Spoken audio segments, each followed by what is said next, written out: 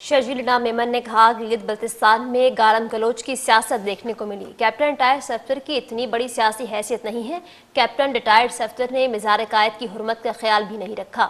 गिलगित बल्तिस्तान के इंतखाबात में मुस्लिम लीग नून को शिकस्त, जीत पीपल्स पार्टी की होगी। शर्जील इनाम मेमन का दावा।